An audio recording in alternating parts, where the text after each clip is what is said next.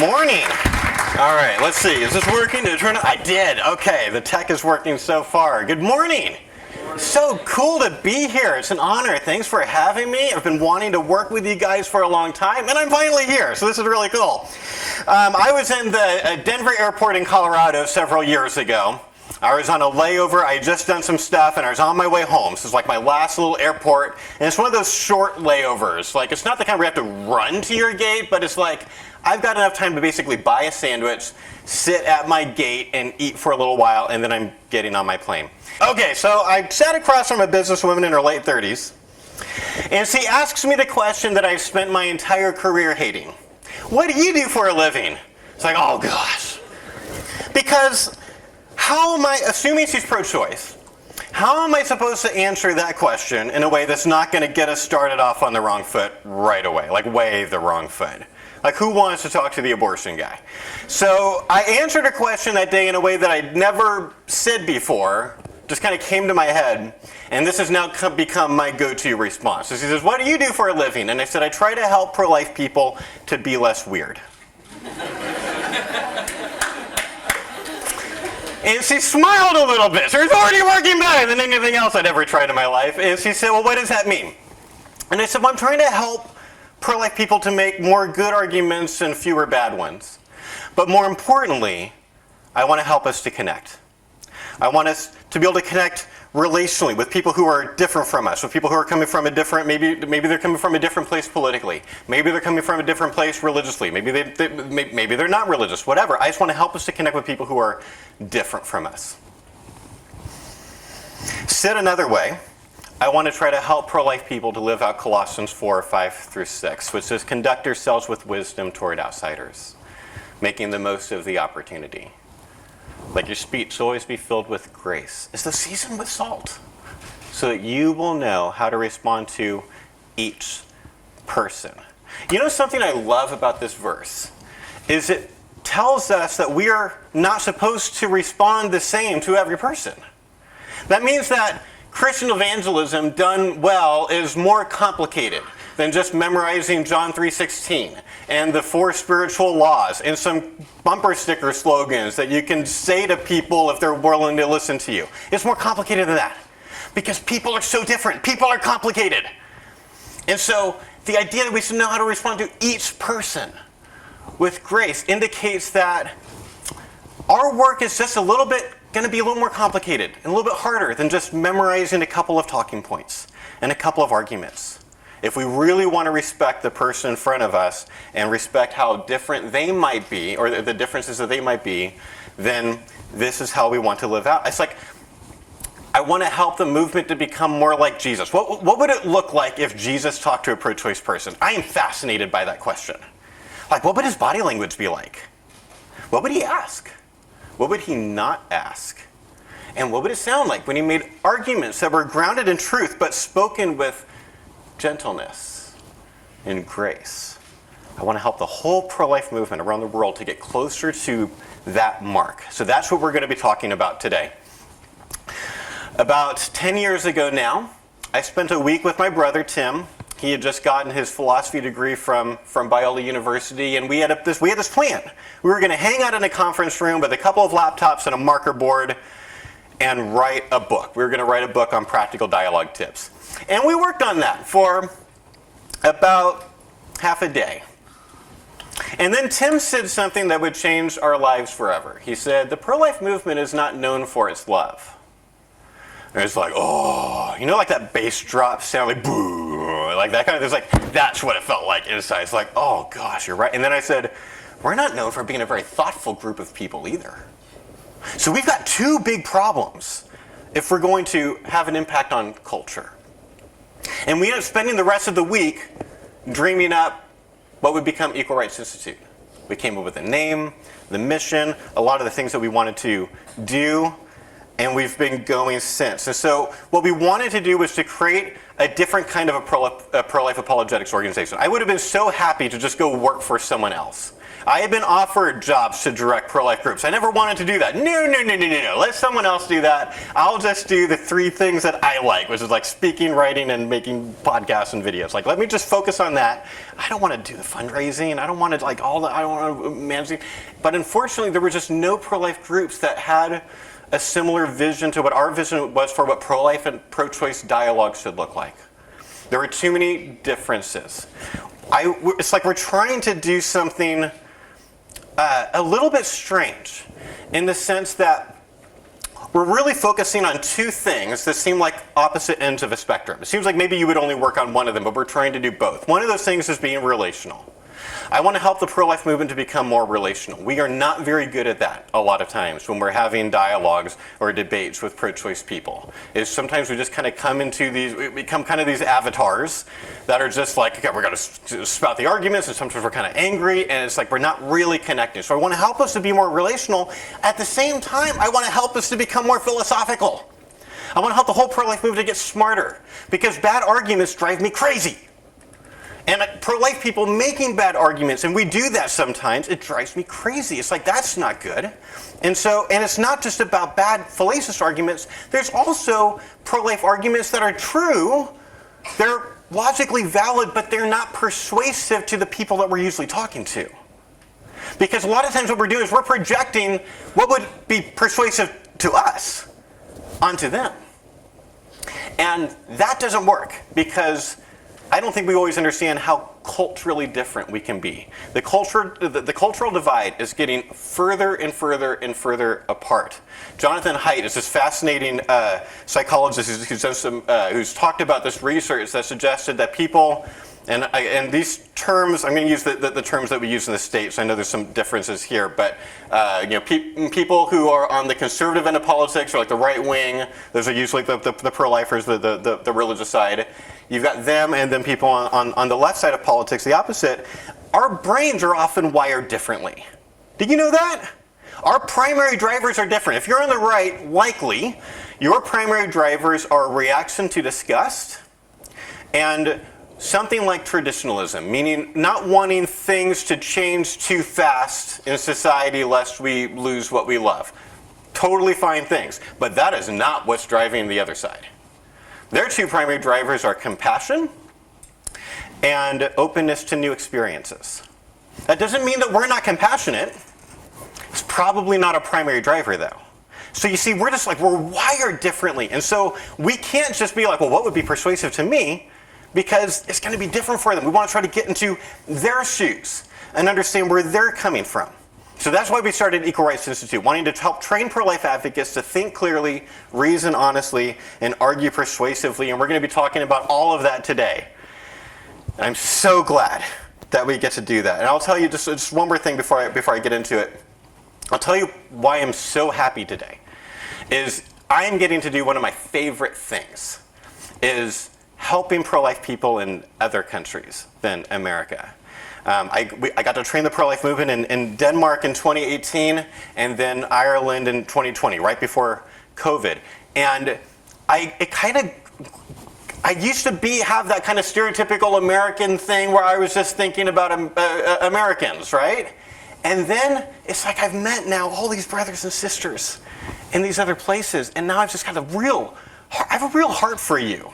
It's a little bit hard to explain, but the experiences in Denmark and Ireland have indicated to me that maybe our training work is actually more helpful to you than it is for anyone in America. Because our style of dialogue is so much more relational, which means it's easier to do if you're in a culture where you're really on the defensive. You are way on the defensive here. You have it so much harder than we have it in the States. I mean, right now, things are pretty tense because Roe got overturned, and so now pro-choice people are furious and terrified. They're like an animal that's been caught in the back corner of a trap. So that makes dialogue really difficult. But generally speaking, pro-lifers in America can still sometimes get away with a little weirdness. Because it's still considered like a political issue, a legitimate issue to continue debating and stuff, and that's not how it is everywhere else. And so this style we have found from our friends in Denmark who have continued to use the stuff. In fact, we're continuing to train two of the groups and coach two of the groups in Denmark, literally at least once a month. We're talking to them, helping them set goals, helping them grow their group and do their things. The group in Ireland, same thing. Like it wasn't done after the trip.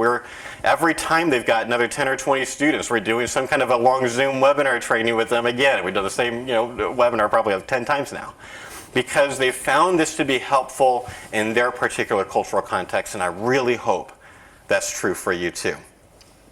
So, about 11 years ago, I began thinking about this idea of relational apologetics, and it started because I'd been in a Facebook group for about a year. This secret Facebook debate group, and I know that sounds super clandestine. That's like the Facebook terminology where you can't find it, you can't search for it, you have to be invited in. Secrets. And so some pro-choice people created this abortion debate group, and I got invited into it pretty early on. And so basically I spent a year engaging 1 or 2 hours a day with the same roughly 10 pro-choice people. And there were about 3 pro-lifers, including me, for most of that time. So it wasn't like even numbers, but it didn't matter. We were just dialoguing. And I did it because I thought this could be a really interesting sociological experiment, right? Because up until that point, I had never spent more than a couple of hours with any particular pro-choice person. Because I like doing outreaches at universities. At least in America, that is still the least weird place to talk to strangers about politics. It's better than going to the beach or something like that, where people are just like, I don't want to do this. We tried that once. It was with another group. We'll never ever do that again. That's terrible. It's the weirdest thing maybe I've ever done as a pro-lifer. And it's kind of the opposite of what I'm trying to do. So anyway, so we do it at universities. And I have long conversations. There's another pro-life organization, I won't name who it is, but they train their staff you are trying to have 7-minute conversations. That is in their head, if they're not pro-life in 7 minutes, then move on, and it's just it's all about numbers. And I don't think that way. I think most people need a lot more time than that to change their mind. So I have long conversations. I'll hang out for a couple of hours sitting on the grass under a tree with a pro-choice person. I'll have a great conversation. A lot of the really good stuff happens after the 45-minute mark. You got to spend some time. Even still, I'm still not going to see them again afterwards. I might be there for 2 days, so I might see someone there. The one best example was there's this one young woman that I spoke to at this one university, and then we came back every semester because it was in our city. And I got to see her multiple more times over the next year or two, and then she came up during an outreach to say goodbye because she was moving across the country. But even still, you can only get to know someone so well in that context. And I'm I can spend a bunch of time with the same 10 pro-choice people. I can try to learn what makes them tick. I can try to learn what is persuasive to them. What kinds of arguments are persuasive to them? What kinds of arguments are not persuasive to them? What kinds of pro-life people are persuasive to them versus not? And over the course of that year, I learned a lot of that. That's what I got out of it, what I was hoping to get out of it. And after a year, we accidentally let the group get too big. Once it gets too big, is you really need a small number of people to make that kind of thing work. And so it kind of imploded, and it was over. But what I realized when it ended was that I had been changed in a way that I had not been expecting. Was that for the first time, I began to humanize pro-choice people. See, I'm really good at humanizing the unborn. But up until that point, I had not been good at humanizing the pro-choice image bearer who is right in front of me, who has her own background, her own desires, her own worldviews. I was treating her like an avatar. And they're not. They're people. So I started thinking about relational apologetics, and what I mean by that is this. We are trying to cultivate relationships with people who have different beliefs for the sake of genuine friendship and for discovering truth together. Said another way, I want to encourage more dialogue among friends and less debate among strangers. So I'm going to share a few stories that I hope paint a beautiful picture of what this can look like in the real world, because this is not the way most people do political debates. And I'm going to share some practical dialogue tips that should help you in every dialogue that you have. And then I'm going to respond to a couple of the most common pro-choice arguments. And then we're going to have some Q&A. So be thinking of questions, writing them down. We're going to have Q&A in every session that I do today, and I love answering questions. And so if you want to play Stump the Pro-Lifer, let's go. Let's do that. It's going to be fun. Okay, let me tell you about Megan Phelps Roper. A few of you might recognize her maiden name, Phelps. She is one of the granddaughters of Fred Phelps, who is an infamous pastor of a church, and I'm using those words really loosely. It's more like a cult. It's like a couple of families who live on this, kind of compound in Kansas. But they're infamous. You might you might recognize the name. It's Westboro Baptist Church. This is the group that goes to military funerals and holds really homophobic signs up, most of which I wouldn't even put on a screen. And what's driving them, what they think they're doing is they think it's awesome when American soldiers get killed in places like Iraq, because they believe that is God's righteous judgment against America for legalizing gay marriage. So they are praying for soldiers to die, and they are going to military funerals to celebrate their deaths and hold up these horrible signs. That's Westboro Baptist Church. Almost nobody likes them. Like, they're on the way extreme end of weird. But that is where Megan grew up. She grew up being indoctrinated in Westboro Baptist Church. Now, few of her older siblings became free speech lawyers. They win just about all their cases. As obnoxious and horrible as they are, what they do is totally legal in the States. And so they win their cases, and they don't even have to pay lawyers. They've got a couple just in the family. But that's not what happened to Megan. Megan became their social media person. Did you know that Westboro Baptist Church had a Twitter account? I don't even want to be on Twitter, and I'm nice. Like, can you imagine what it would be like to be Westboro Baptist Church on Twitter? And she would post memes and snarky, little comments and pictures of their horrible signs, and then there'd sort of be kind of like press announcements. We're going to be, we're doing our next protest here on this day and this time at this intersection, like that kind of thing. And naturally, 99% of what she got back was hate. But a couple of people did better. A couple of people started asking her questions. And really good questions. They started asking her questions that showed incompatibility, contradictions between what the Bible says and what they were doing. And even non-Christians were making those arguments because they were intuitive enough to understand that that is the kind of argument that she would need. They couldn't just be making secular arguments the way that I teach pro-life people to use.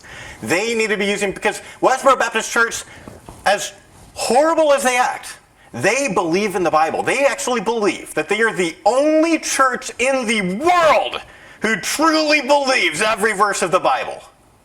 They just interpret it radically differently than I do. But in their minds, they're super true Bible believers.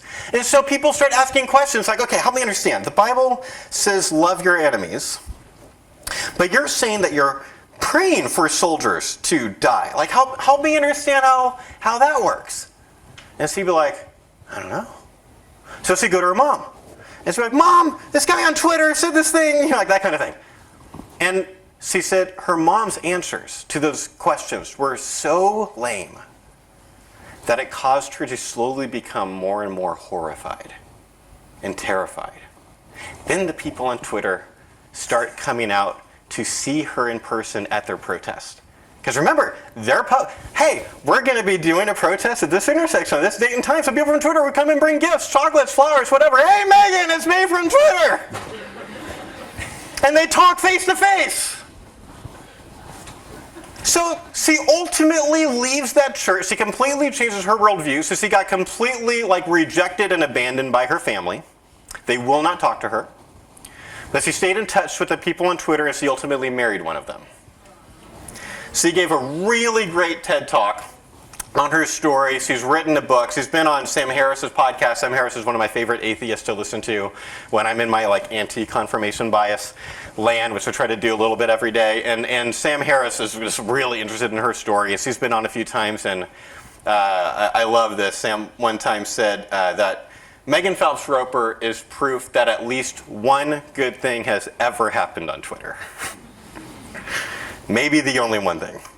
So that's Megan Phelps Roper. Let me now tell you about one of my heroes.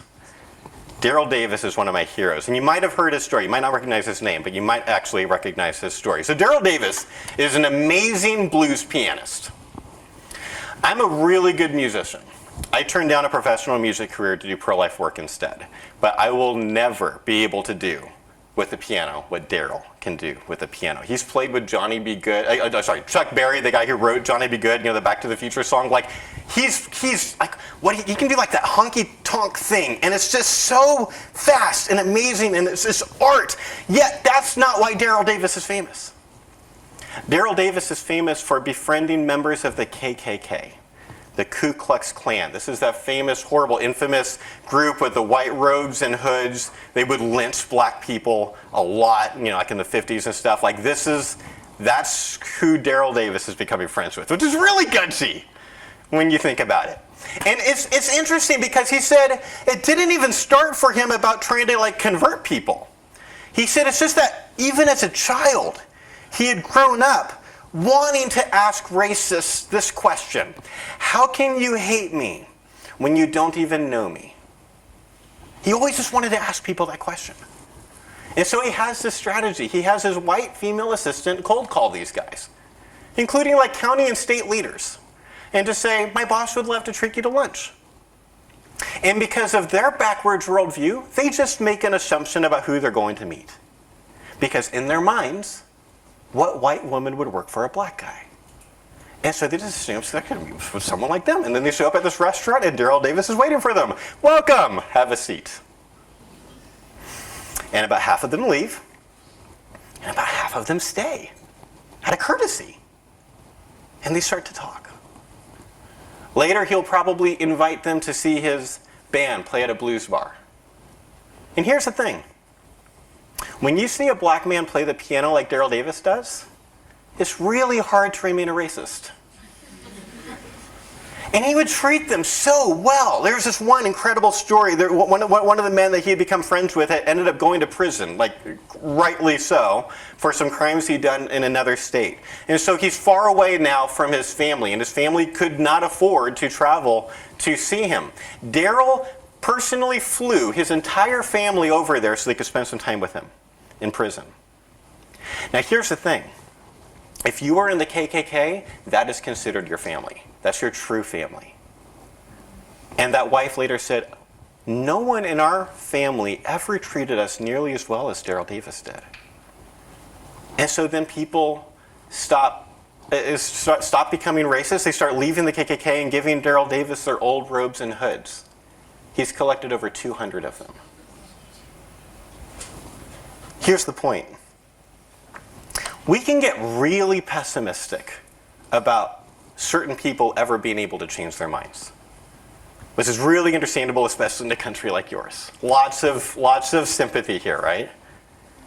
But if the Apostle Paul's story was not enough, then I'll tell you, if someone who grew up being indoctrinated in Westboro Baptist Church and state leaders of the KKK can change their entire worldviews, then there is not a single person in the world who is unconvertible, who it's impossible for them to change their mind. So, I want to get practical. I like practical. Our founding staff at ERI have had over 5,000 conversations with pro-choice people. We've learned a lot. We've learned a lot from a lot of mistakes that we've made, and we've learned some things that are working, because we're interested in what works right now, not what used to work 20 years ago, but what dialogue styles and arguments are working right now, both true arguments and persuasive. And so we've gone through this fire of 5,000 conversations, and we've learned some things that just help the conversation to go well. We want to try to lower people's walls and make them less defensive so they can actually hear us. If they're super defensive, they cannot hear you. Doesn't matter how good your argument is. They will not be hearing it. And so this is the art of making a stranger quickly feel like they are hanging out with a friend at Starbucks.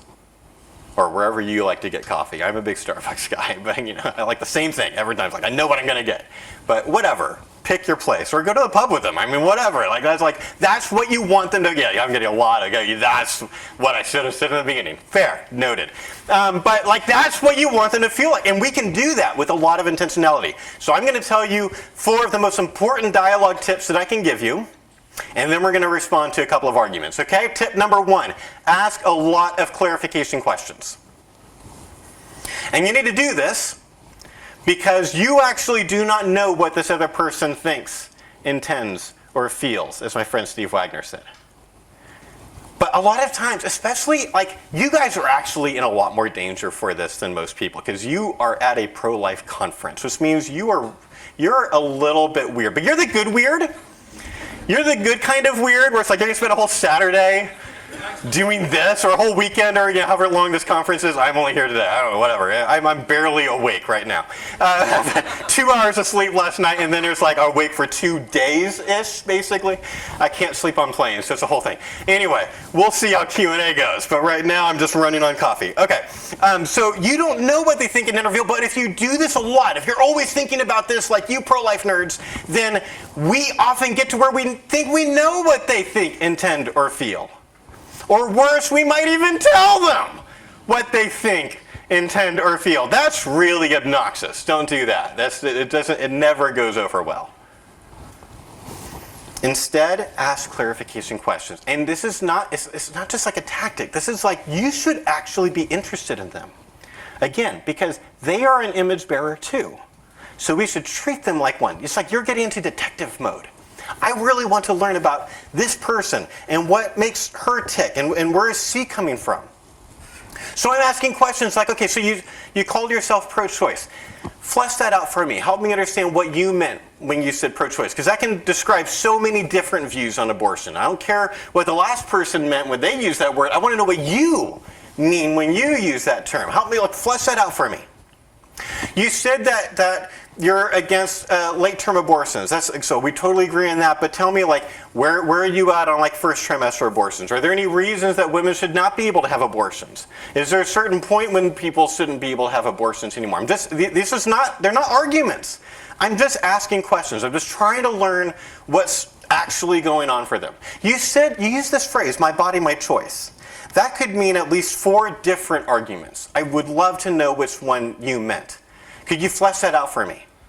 And sometimes they might need me to give them multiple choice. And I'll spell it out. Here's what the different arguments could be, and let them just pick. I did that on a plane one time with a guy, and he ended up picking the hardest one to respond to. And I talked about it on a podcast. And it was now I don't know if he actually meant that in the beginning, but at least he kind of jumped to it.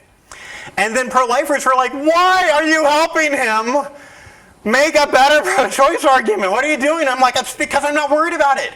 I've got at least 2 hours with him, and he's really interested. I've got 2 hours.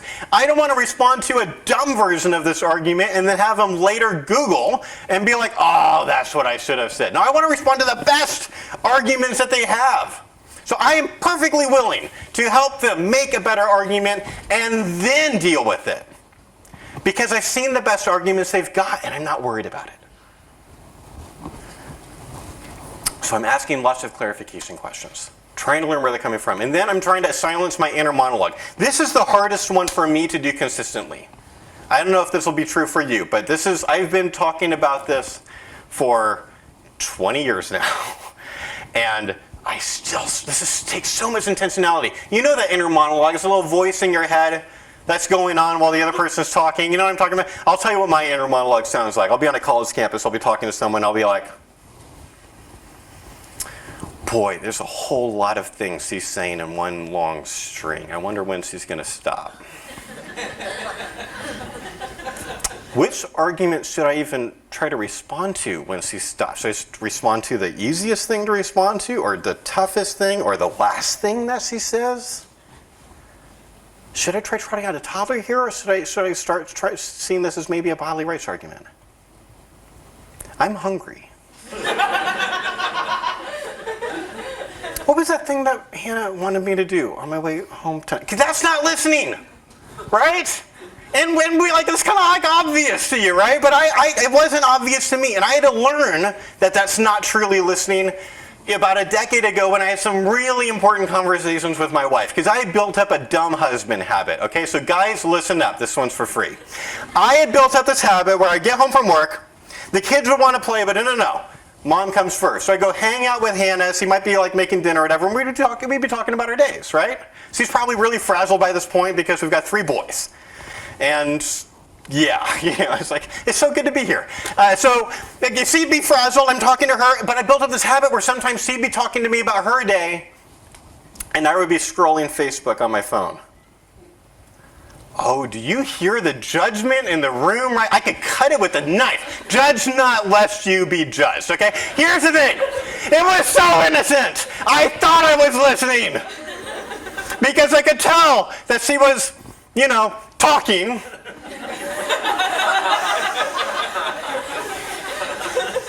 I was like, kind of following the themes. I was like way overestimating my ability to multitask, which we all kind of do. Multiple psychological studies indicate multitasking doesn't exist. It's a myth. It's your brain quickly going from task to task, and it's actually not as good as you think it is. Women might still do it better than men on average, but it doesn't mean it's truly multitasking. And so I was just like, I can do both of these things. And it's so obvious in here, obviously, from all you dialogue experts that I shouldn't have been doing that. But here's the thing. You think that's obvious, and yet I bet every single one of us, while having a emotionally complicated and philosophically deep conversation with a stranger, and yet we have an inner monologue in our head about what we should say next. It doesn't work.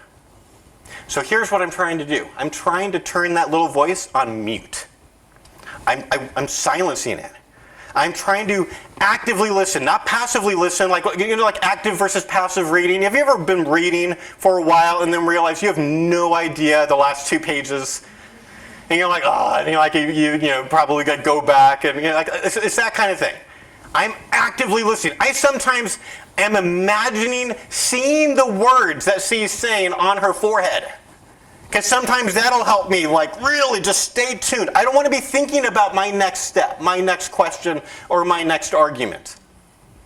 So that means I'm going to be able to do better at reacting appropriately if she says something really emotionally devastating, which happens in the abortion debate a lot. She might basically tell me in this conversation that she is a survivor of rape. I don't want to be thinking about a philosophy argument while she does that. Or talking about poverty or these other horrible things that of course we have to talk about in this conversation. I just want to be just in this moment with her. And that means that when she does stop talking, I might need to take a beat and process. Because I haven't been doing that simultaneously. So now I'm going to think about it. And pro-lifers watching may be like, ooh, that is an awkward pause. No, it's an awesome pause. Because it shows her what? It shows her that I'm taking her argument seriously.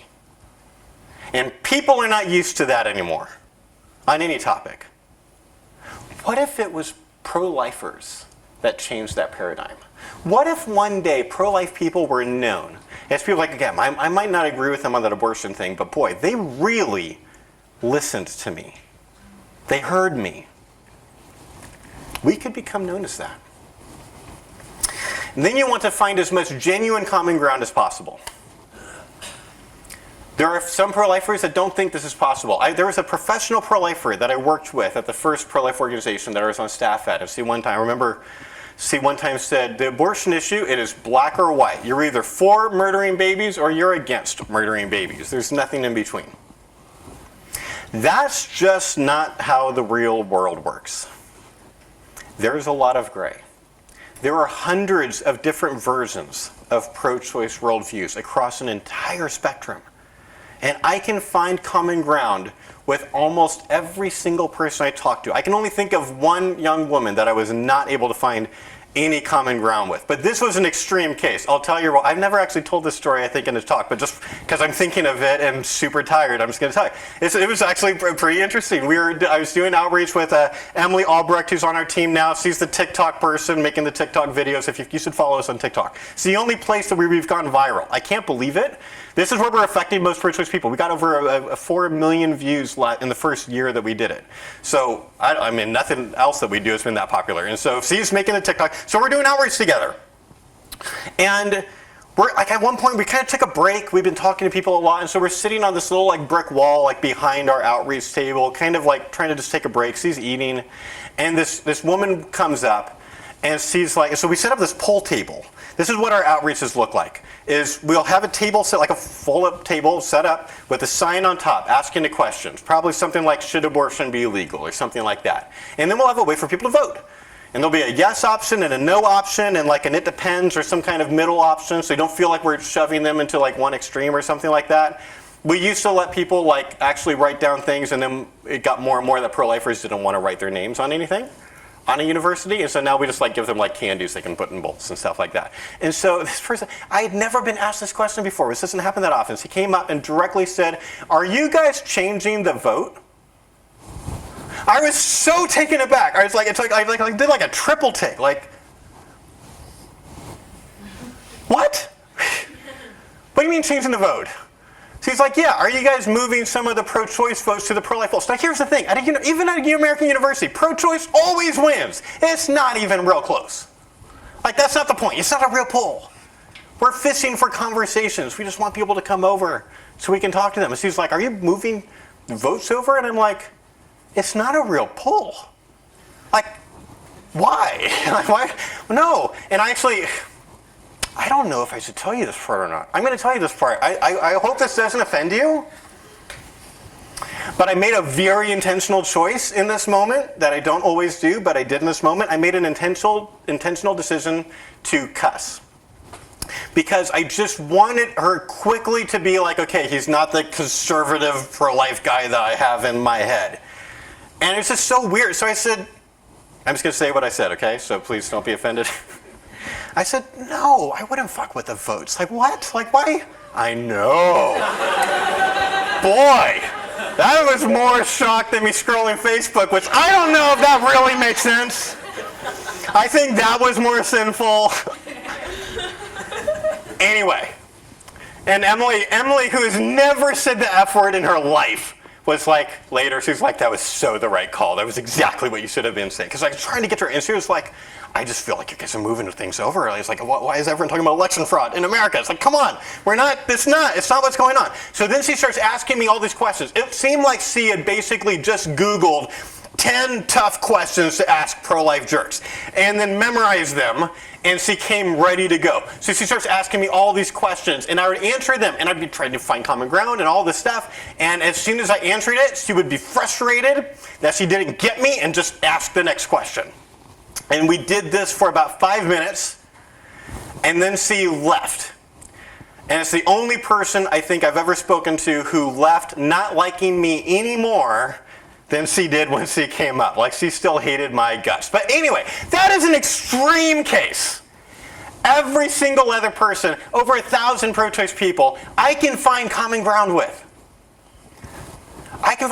They might say that they think that late-term abortions should be against the law. I agree with that. Okay, let's point that. You have to point it out. Don't let it just go by you like Neo from the Matrix, like just like bullet whizzing by. Like no, point it out. Oh, I like what you said there. It's the most powerful phrase on a college campus. Oh, I like what you said there. Oh yeah, I totally agree with that. Yeah. But then you like ask another question, or you go talk about the thing that you didn't agree on. And I'll tell you, if you can find common ground on a worldview level, on a values level with them, it is incredibly impactful. It's not always possible. But there's a fascinating psychology study from Stanford University where they found, and I don't have time to tell you about the whole study, but I'm just going to tell you my conclusion. We talked about it on a podcast if you want to get into the nerdy details. But basically what we found is that if you are able to demonstrate that you have any common values with them, that it'll be so much easier for them to be able to change their mind. because they can imagine themselves being you more. If they can't find any common ground at a foundational level with you, then it's hard for them to imagine changing their mind. But like if it's an atheist, and they're talking to a pro-life atheist, then it's easier for them to imagine. It's like if they agree on this thing, then how could an atheist be pro-life? Like what kind of arguments would that have to work? And they start even persuading themselves. So it's not always possible, but that is really, really key when you can do it. One more tip. Avoid arguments with question marks at the end of them. These are those questions, you know those questions that usually there's like some word like shouldn't, wouldn't, something like that. I'll give you a couple examples. There's a Christian apologetics organization one time, they said, say something like this. Okay, well, if there was a big bang, then wouldn't there need to be a big banger? Wouldn't? Or I'll tell you one that I use. It's a pro-life one. It's terrible. It's such a bad argument, and I used to use it when I was young. I didn't know as much, okay? But I thought it was so cool. I'd do this drop mic thing. And don't be offended if you've used this argument. We're all learning. We're all on a journey, right? But I was that guy. They'd be like, well, if the baby is a part of a woman's body, like you just said, then wouldn't that mean that while pregnant, a woman has 2 noses and 4 eyes? And oh boy, like, I am so glad to see people rolling their eyes already. I'm so glad that some people are like, of course this is a dumb argument. So I guess you have 20 fingers and half the time have working male genitalia. And I'd be like, I just dropped the mic on them. No, I totally strawman them. That is not what pro-choice people mean when they say part of her body. We'll get into that later. But that's the kind of leading question where it's an argument. It's technically a question mark at the end of it, but it is an argument that I am making. If this, then wouldn't this other thing have to be true? Here's the problem. It's extremely effective in a debate. If you do a public debate, I've done like 4 of these with like podiums and an audience and stuff, totally do this. It's really powerful. Which is exactly why it is not helpful in a dialogue. This is different. A dialogue is not a debate. This is not a debate. We are on the same team. That's the way that I'm thinking about this. We are both on a journey trying to find truth together. So we're staring at a problem, shoulder to shoulder, not like mano-y-mano. No, we're staring at a problem, in this case maybe abortion, trying to find truth together. And hopefully by the end of that process, which ideally if you're doing relational apologetics could be a years-long process, but hopefully by the end of that process, between the two of you, cumulatively, you have more true beliefs and fewer false ones than you started. That's dialogue. There's no winners. There's no points. There's no audience. So you don't want to use these because they make people defensive. It's not subtle. They can tell you're taking them somewhere. They might not know where you're taking them, but they know you're leading them somewhere, and then they just shut down. They stop because they don't trust you. They don't want to go wherever you're taking them. They think they're walking into a trap. So they probably are, by virtue of this kind of question. And this is a problem, because if you make them defensive, then their walls are going to go up. And they already had walls up before you got there. Because the human being has the amazing ability to believe what it wants to believe. We all do this. And this person you're talking to might have said whatever she had to say to herself for years to convince herself to be pro-choice.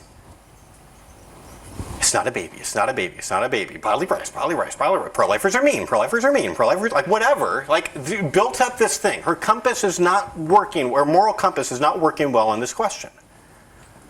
So when you come up and then ask a question that gets even more walls up, it's kind of like the scene in Return of the Jedi. You guys remember this? This is OG Star Wars, okay? So for those of you that don't know, okay, so the rebels, the good guys, they need to try to get into the bad guys' base, the Imperial base here.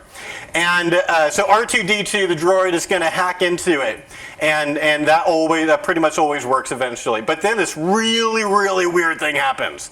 The first stormtrooper to ever hit anything in his life nails R2-D2. It's crazy. It's the most biggest twist in the movie. Like, you never see that coming. Stormtroopers never hit anything. So R2-D2 is out. So Han Solo, the suave, cool, sexy guy, is like, well, I guess I'll hotwire the thing. And he opens up this panel and starts messing with these wires. because apparently the Galactic Empire is using the same technology as old cars. So he's doing this thing, and they put this little gag moment in the movie. Some of you remember this, where instead of this wall opening, which is what he's trying to make happen, a second layer of doors comes down.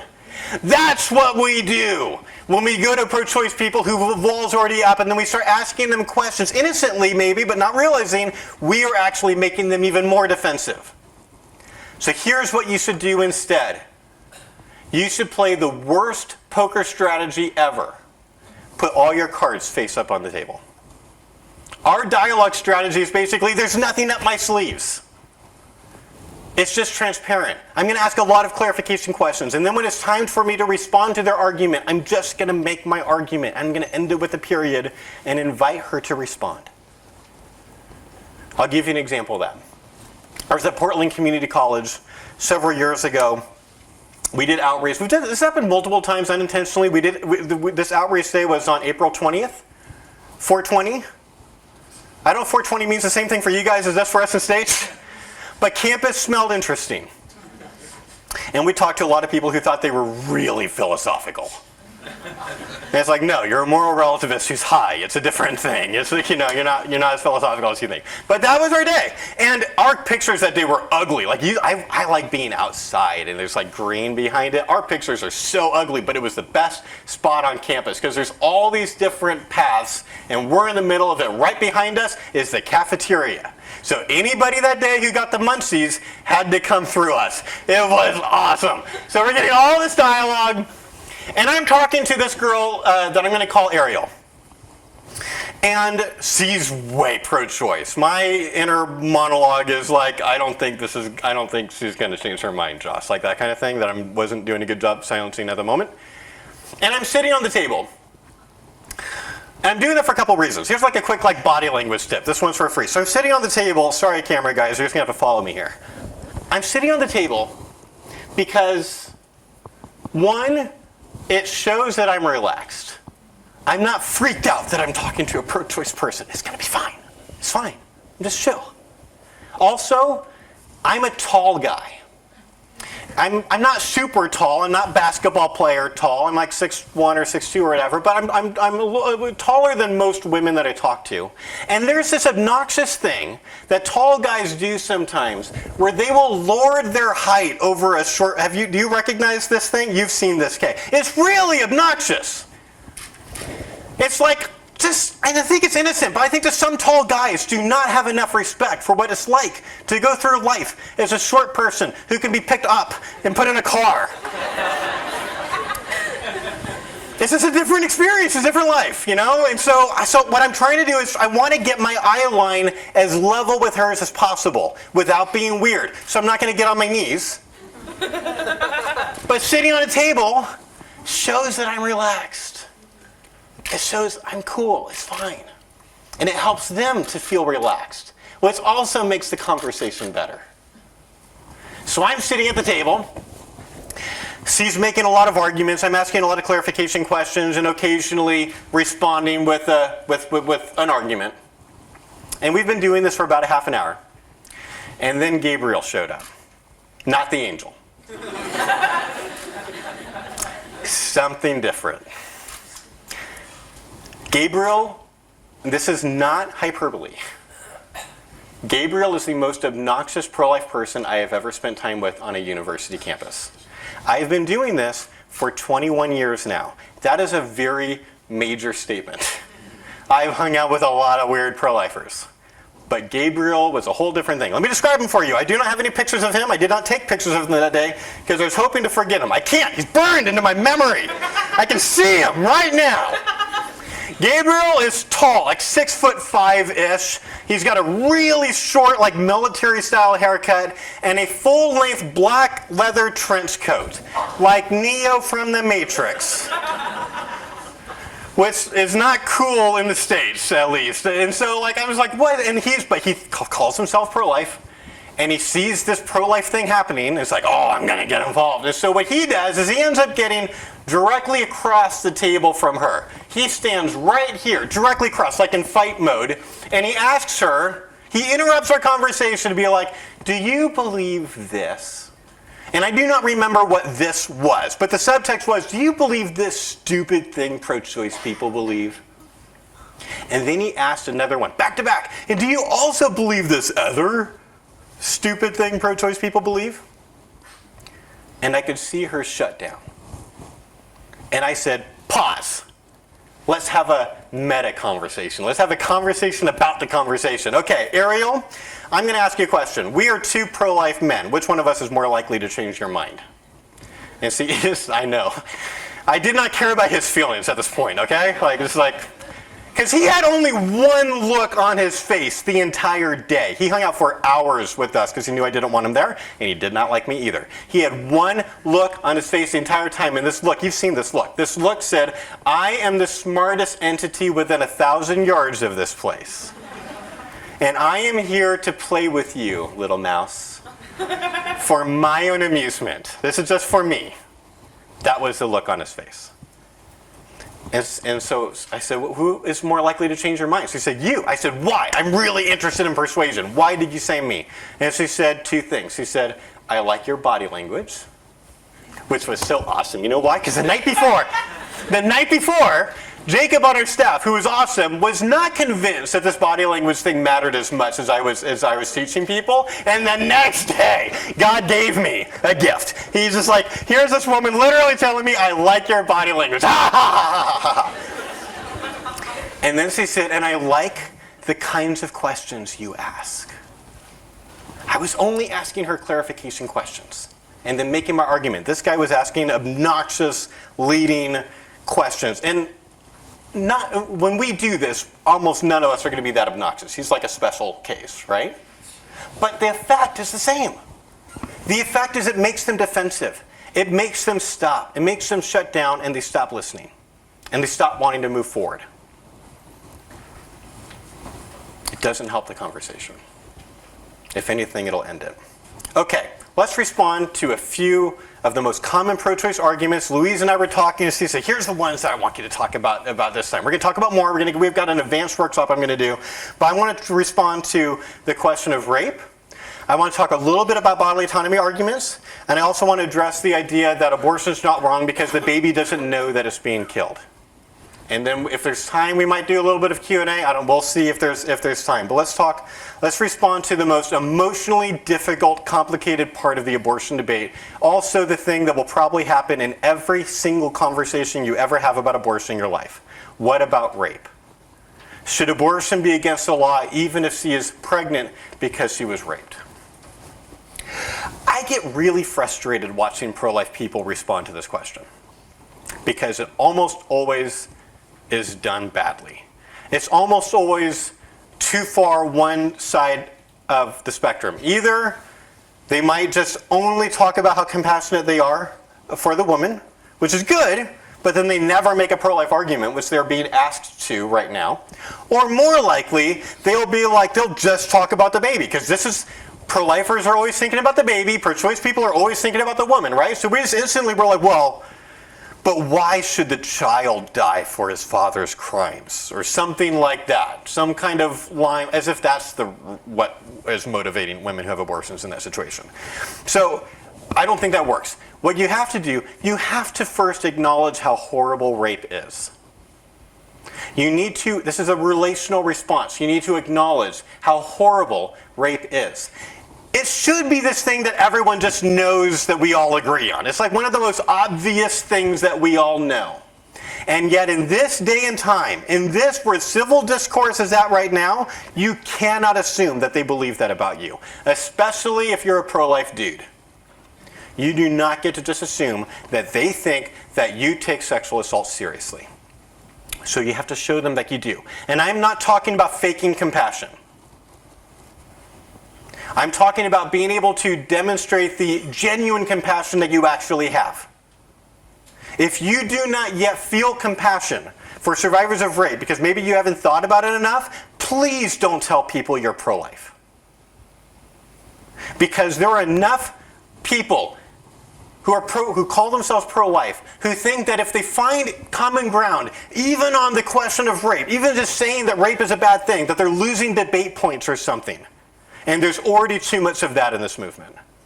If you do not feel this kind of compassion, please talk to your priest or your pastor or something. Like, deal with that. That is a problem. And then, come with us and talk to pro-choice people. So we're acknowledging, I'm going to spend at least a minute. You cannot do it in one sentence. You can't just be like, yeah, rape's a pretty bad thing, but undo that. No. I have to camp here for a while. It usually sounds something like this. I think rape is one of the worst things that I know about. It's one. I can't think of very many worse things that a human can do to another human. And our society, and I'm talking about America right now. I don't know exactly what's going on with your culture, but I'm gonna rep on us in the States. Culturally in America, we still have issues here, where there are still people who implicitly blame the survivor of rape by saying things like, well, if she hadn't worn that dress, if she hadn't dressed so slutty, or if she hadn't had that drink, or if she hadn't been in that part of town, it's like, hey, let's blame the rapist, okay? Not her. And then we've got our legal system has problems. There's a big scandal in America that came out about 5 years ago that there are all these police stations with hundreds of untested rape kits on the shelves. These are the things, this is DNA evidence that has been collected through an uncomfortable procedure that is voluntary, but some women choose this so that hopefully justice can be done. And it's like they were too understaffed, and they just sat, and eventually that evidence just is destroyed. It's biological evidence. It doesn't last forever. And then police stations were asking the ethical question, should we actually reach out to all of these survivors of rape from the last 10, 20 years and tell them that their evidence was never used and it's gone now? So that's a big problem. And if she becomes pregnant as a result from rape, then he's committed multiple moral crimes against her. He's forced himself on her sexually and forced her to become a mother. And now she's going to make the most difficult decision probably of her life. She's either going to carry to term, so a 9-month-long pregnancy, an uncomfortable pregnancy, and a really painful delivery, ask my wife, and then she will either keep this child for, this is a very expensive 18-year commitment, that no one should be just forced into. Or she might offer the child for adoption, which is a really selfless, loving thing to do, but is really emotionally painful for most birth moms to do that. Or I think she'll make the wrong decision and hire a doctor to kill this baby. He should go to jail for a very, very, very, very, very, very long time for that. But we both agree that an act of violence was done against an innocent person, the woman. To help fix the problem, we shouldn't then do another act of violence against another innocent person, the child. We say that again. We both agree that an act of violence was done against an innocent person, the woman. To fix that, we shouldn't do another act of violence against another innocent person, the child. And sometimes they need more. I did a public debate one time with Georgians for Choice. This is the state of Georgia, not the country, and it's like a network of pro-choice organizations: Planned Parenthood, the National Abortion Rights Action League, some abortion clinics, some feminist groups, all had this network group. And I went and did a debate with one of their members. And I didn't understand the context of the debate until I got there, but what had happened was they'd had this whole pro-choice celebration weekend thing. Exactly like what you guys are doing, but the opposite, okay? They'd had this thing, and then they were really excited, and they wanted to, they're having that thing where, when Christian kids go to Christian camp and they're super excited about Jesus for 2.5 weeks. That's what's going on for them right now, except on the pro-choice side. They're we should extend this to the next weekend. Let's find a pro-life sucker and get him here. We'll do a debate. It'll be awesome. So they called me. And I'm like, yeah, I'll do a debate. And I show up to an auditorium full of about 300 excitedly pro-choice women. My wife is one of the only pro-life people in the audience. I'm the only dude in the audience in the room. That was not a happy moment for me. And we both got to do intro speeches, and then there's Q&A the rest of the time, which is not a good debate format, but that's what it was. And as you can imagine, me being the only guy in the room, rape came up a lot. But it was the last time that I responded to it that I could see for some people light bulbs go on over their head, basically. I said, let's imagine a woman is raped and becomes pregnant. And she does not have an abortion. Some women in that situation do not choose abortion. So she's one of those. So let's say she gives birth to a baby boy 9 months later. So he decides to keep him. And let's say for sake of argument, it's going as well as this can be. It's not easy. Can't be easy. But C's in therapy, she's getting counseling, she's beginning the long road of healing. He's in jail where he belongs. Things are going okay. Until her baby boy turns 1. And now, just like all kids go through this development, he stops looking like a little cute little baby, and he looks more like a little kid. And unfortunately, he got his looks from his biological dad. And now, she's having major emotional problems. Every time she sees her son and she looks in his eyes, she can see the eyes of her rapist. So she's having flashbacks all the time. She's having PTSD reactions. She's having nightmares every night as a result. She begins to actually want to kill her son. And I said, should be allowed to kill her son. And the audience collectively went like this. They shook their head no. And I said, why? And it was actually someone from the audience that responded. Someone from the audience said, well, that's different. And I said, why? And they said, because you can't kill humans. And I said, precisely. And so then if, and it's a big if, but if the unborn is a human person, which I made a scientific and philosophical argument for today, which no one's responded to, but if I'm right about that, then we shouldn't kill the unborn to make the mom feel better about this horrible situation. We've got to do better. We should be the church the way Jesus intended it, I think. We should love on this woman. Does she need a place to stay? Let's find her a place to stay. Does she need help with childcare? Let's get her childcare. Does she need baby supplies? Let's get her a bunch of baby supplies. I am a recovering codependent. I will do just about anything to help this woman feel better, but I'm not willing to kill someone. I will do just about anything else, but I will not kill someone to make her feel better. As much as I want her to feel better, I won't go there. Bodily autonomy. So it's really important to understand that bodily rights arguments are very different than arguments against personhood. Right? There's kind of two really main categories of pro-choice arguments. So some arguments are saying that the unborn, it might be a living human, but it's not like you and me. It's not valuable. It's not a person like you and I. That's one category of arguments. We're going to talk about how to respond to that in my advanced workshop that I'm doing twice today. Okay? But then there's another category of bodily rights arguments. They're totally different. Because the way a bodily rights argument works is it is, for the sake of argument, conceding personhood. It's like even if pro-lifers are right that it's a person, she should still have the right to have an abortion because it would be an overreach, a government overreach to control what she can do with her body. So even if it's a person, she should still have the right to kill it. That's a bodily rights argument. But pro-lifers get confused about that all the time and think they're saying, well, it's not a person because it's dependent or something. That's not what's going on. They're saying, even if it's a person, we are still right. So it's kind of like we have a harder job because they only need to prove one of those things to win. We have to prove that both of them are wrong to win. So we always need to ask a clarification question. And it's going to sound something like this because we don't know what they mean when they say things like this. So we'll say, I want to understand you, but it sounds like you might mean one of two different things. Do you mean that the fetus is not a human being because it's inside the woman's body? Or do you mean that it doesn't matter if the unborn is human because women should have the right to do what they want with their bodies? We've asked this clarification question on universities about at least 500 times. Do you know how many people have said that they meant that they think it's like a part of her body? About 3 ever. It's a pretty dumb argument to say that it's like literally like a kidney.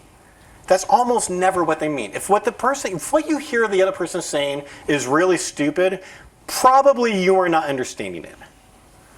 Not always.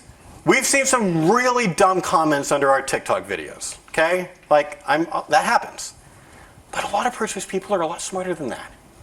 And so this is why we've got to be asking clarification questions like this. So I'm going to give you one way to respond. I'm going to do a bunch of others in the advanced workshop, but let me give you one right now. I want to show them that bodily rights arguments are inherently extremist. And that is important because young people right now do not want to be seen as extremist. They want to see themselves as nuanced, as somewhere kind of in the middle a lot of times. Now this works both for us and against us. It works against us because they often see being pro-life as an extremist position. But I'm going to make it work for me by showing them that if they're making a bodily rights argument, they can't get around it. That is an extremist argument. And I'll show you why. I'll tell you a story. We're at Aquinas College in Michigan, a Catholic college, and we set up our pool table. I'm sitting at the pool table. We don't have any pictures of this, but you've seen it. And this woman walks up to me, and she starts their conversation super chill. Why do you want to control women's bodies? And I'm like, oh, okay, it's going to be one of these. And I said, okay, I'm going to answer your question, but can I ask you a few first? I love finding common ground with people. And she's like, fine. I'm like, okay. Do you think that abortion should be legal through all 9 months or something less? And she's like, oh, no. I think like 20 weeks. Everyone's been talking about 20 weeks lately with all this legislation. That feels decent to me. I'm like, okay, that's a pretty common view. So do you think that there are any abortions that should be against the law? Like any reasons that women have abortion that should be against the law? She's like, well, I don't like birth control abortions. This is literally the only pro-choice person I've ever heard use that phrase. That is a pro-lifer phrase. Don't use that phrase anyway. But she, for whatever reason, that was whatever was in her head. She's like, I don't like birth control abortions, but if she's been raped or if she's poor or something like that, then of course she should be able to have an abortion. I said, okay. I said, what about like sex selection abortion? What if she's aborting a girl because it's a girl and her culture values boys more? So he's like, oh yeah, that's not okay. That's different. I said, okay. Let me ask you one more question. And I'm not trying to make fun of you, but I'm wondering, why do you want to control women's bodies? And she said, what? And I said, oh, because you said you think abortion should be against the law after 20 weeks. If it's a flippant birth control like abortion, or if she's aborting a girl because she's a girl. So why do you want to control women's bodies? And she said, I don't think I do. And I'm like, I don't feel like I do either. Can we have a real conversation? Can we get past the bumper sticker slogans and like really talk to each other? And she's like, she kind of smiled a little bit. She's like, okay, fine. And I'm like, cool. Okay, so she's calmed down a little bit. She's, it's a little less offensive, but she says, look, I just think that women should have the right to do whatever they want with anything inside of their body. And I said, okay, that's a common view, but here's the problem. Your view disagrees with itself. And she said, what do you mean? I said, well, because if you're grounding your pro-choice view that women can do anything they want with anything inside their bodies, then you don't get to tell them that they can't have abortions after 20 weeks or for sex selection or flippantly. You can personally be opposed to those. You might choose not to do that, but you can't tell someone else what they can do. Now, pause the story. At this point, they have a couple options. Sometimes they will abandon bodily rights altogether and jump to personhood. Fine, happy to talk about that. Let's do that. They might upgrade their bodily rights argument to a better one that I'm not even going to talk about until the workshop, but we'll get there. But she chose option C. It's, again, almost like I could see this light bulb going over her head. She's like, you're right. I shouldn't be against any of the abortions. Well, I've got to go to class. Goodbye. And I'm like, wait. I wasn't finished. And Jacob there was watching, and he was like, wait a minute. Did you just make her more pro-choice?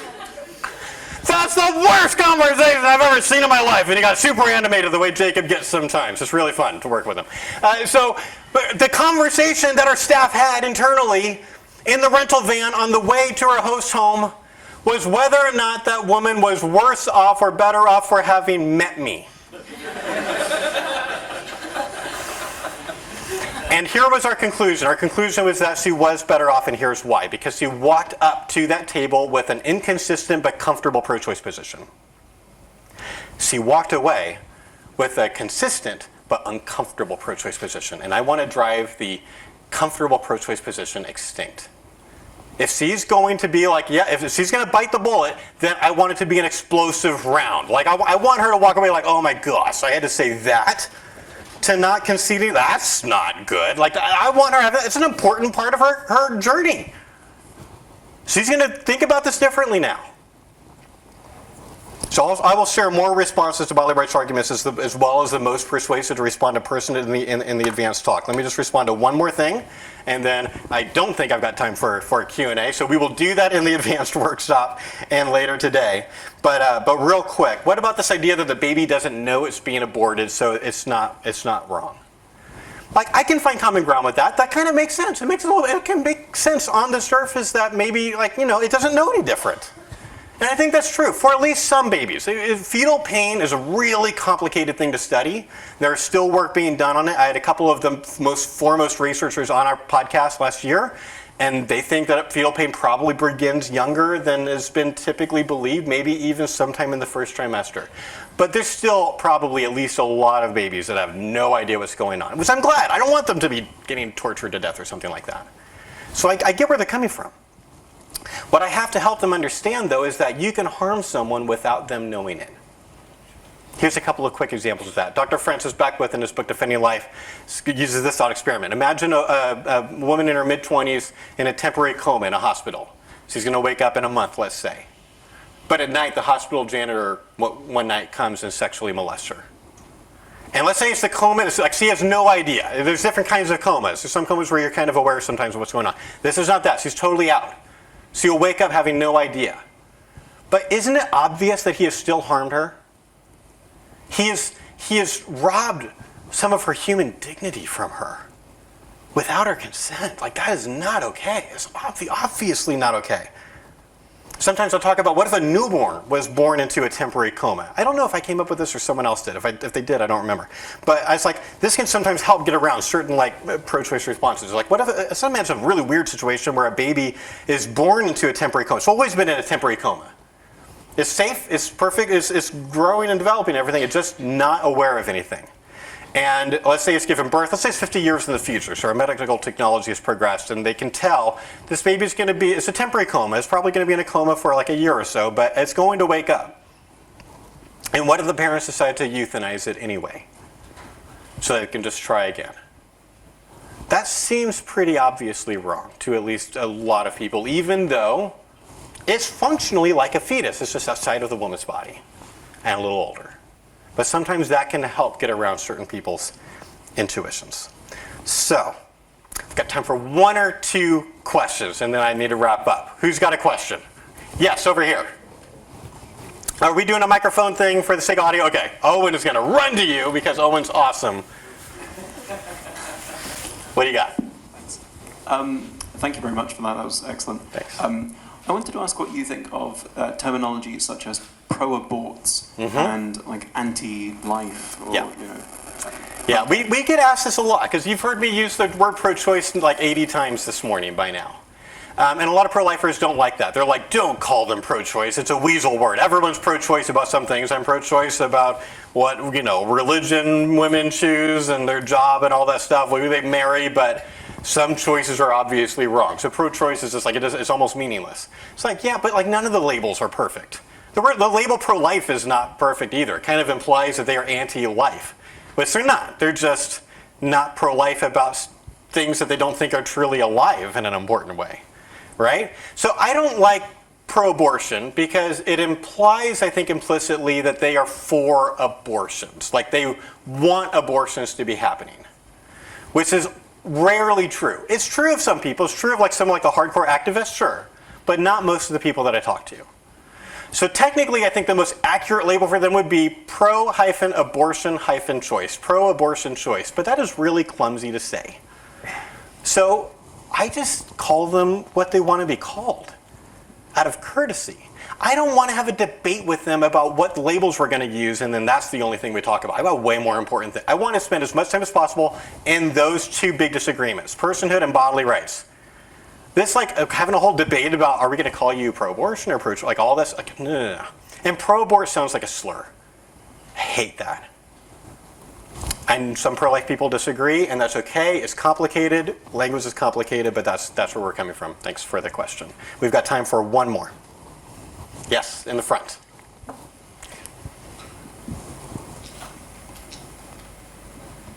Thank you very much for a fantastic talk. I was just wondering, do you have any advice for kind of making meaningful dialogue in a group setting? So if you've got like a group protest, or if you've got a freshers' stall and a group of people arrive together. Yeah. That's a great question. It's not the best environment, so how would you sort of... That is not the best environment, that's true. Although my brother loves that. When we would have a group of students like come with like a college professor, my brother would be like, I am beeline right over here, I want to do this. And we've had that happen. It's more like a debate than a dialogue. Now there is an audience, and that does occasionally affect the decisions that I'm making. Like, if she's going to bite some massive bullet like all the abortions ought to be legal, I kind of want her to say that loudly for everyone to hear. Because a lot of people are going to be like, ugh, I'm feeling kind of cringy right now. I don't feel like I like that. Like, that's a good experience for them. I want them to be like, wow, he seems really reasonable compared to her. Like, we can try to help people to have that experience. And so we're definitely thinking about not just her, but then all of these people too. And we're making decisions in the moment. And it's tricky. There's no formula because people are too complicated for there to be formulas. And so like our kind of our motto on a campus is every conversation is a series of difficult judgment calls amidst prayer without ceasing. Every conversation is a series of difficult judgment calls amidst prayer without ceasing. It doesn't mean that we always make the right calls. But we're doing our best and we're paying a lot of attention and trying to learn from them as they go. Real quick, if nothing else, you should subscribe to our YouTube channel because we make really good pro-life videos. In fact, if you want to scan that QR code, you can totally do it. I really hope you come to the advanced workshop. I'm going to spend that time talking about the most effective argument of responding to them when they say it's human but not a person. We have been surprised by figuring out a different argument than what most pro-lifers use, and we've never seen more pro-choice people change their mind right in front of us. I'm going to talk about that and then a bunch of other ways to respond to bodily rights arguments. Until then, thank you very much. God bless.